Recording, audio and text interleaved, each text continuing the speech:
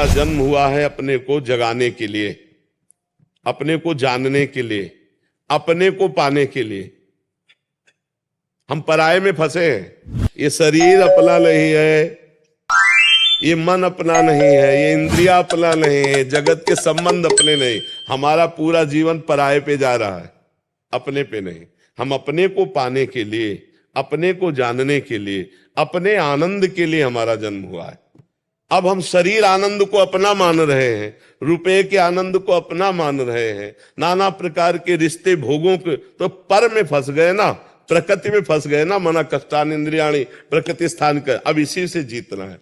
अब मन की देखो तो ये बहुत चाहते हैं, सबसे बड़ी चाहत है कि कोई हमें प्यार करे। सब जीव में, पशु पक्षी में, सबके अंदर, क्योंकि भगवत अंश है ना, तो प्रेम स्वरूप है ना, तो लगता है कोई मुझे प्यार करे। और वो मुझे जो लगता है वो शरीर को लेके है, देखना, शरीर को लेकर है। कोई मेरा ऐसा साथी हो जो आजीवन केवल मुझे प्यार करे और मैं कभी मरूं ना। देखो हमारी जो चाहते हैं, मेरे को कोई प्यार करे, मेरा साथी ऐसा हो जो कभी बिछुड़े ना और मैं कभी मरूं ना। तीन बातों पर ध्यान देना। जो जिस डिपार्टमेंट में जहां है वो सबसे बड़ा बनना चाहता है, यही भगवान का स्वरूप है, क्योंकि सबसे बड़े भगवान है। मरुना अविनाशी भगवान है। प्रेम करे कोई, भगवान प्रेम समुद्र है। तो हम भगवान से ही प्रेम करके, भगवान को ही पा करके, भगवान को ही जान करके तृप्त हो सकते हैं, जगत को नहीं। जगत में यहां अपने को जो लगता है कि सामने वाला प्रेम करता है तो उसके लायक कुछ है, इसलिए प्रेम करता है। और जिस दिन आपसे बढ़कर कोई मिल जाएगा, आपकी तरफ देखेगा नहीं। जिस दिन आपके पास जो देख रहा है वो नहीं होगा, तो उस दिन वो आपसे प्रेम नहीं करेगा। लेकिन सब त्याग दे तो भी भगवान कभी अपने जन का त्याग नहीं करते। प्रेम का निर्वाह तो सिर्फ भगवान करते हैं। जगत में तो रोना पड़ेगा और ठोकरें लगेंगी, यहां कोई किसी को प्यार नहीं करता। जब तक स्वार्थ की पूर्ति तब तक प्यार है नहीं त्याग। क्यों ऐसा लगता है कि हम बाबा जी, हम ही को लगता है? आप सही बताओ, संसार में सबको एक प्रेम की भूख है, वो किससे पूर्ण हो रही है? आप देखो बोला कहीं प्रेम की पूर्ति हो पा रही क्या?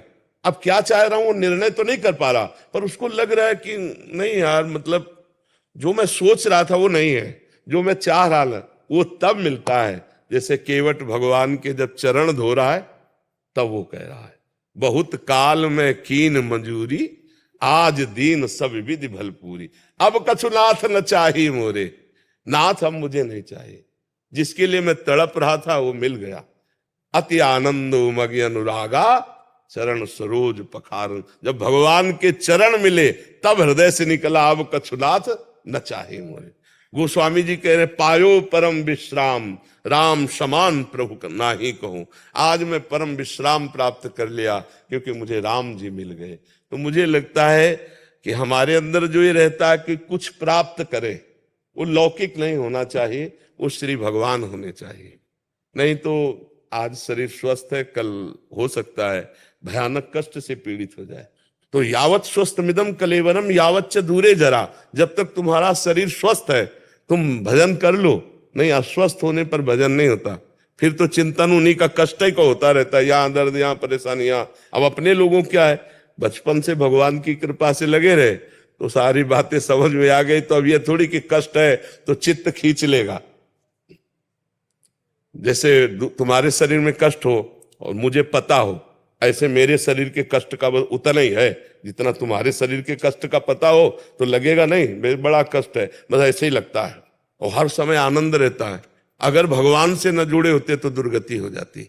इसलिए हम सबसे प्रार्थना करते हैं, अभी शरीर स्वस्थ है, जितना बने उतना नाम जप कर लो और इतना तो ज्ञान प्राप्त ही कर लो कि ये शरीर टिकेगा नहीं।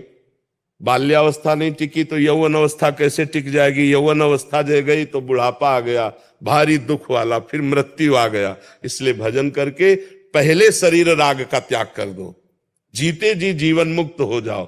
खूब नाम जप करो, सत्संग सुनो और अपने कर्तव्य का पालन करो, इसी से काम बन जाएगा। भगवान बहुत कृपालु है, बिना भगवान की शरण के शुद्ध ज्ञान नहीं होता।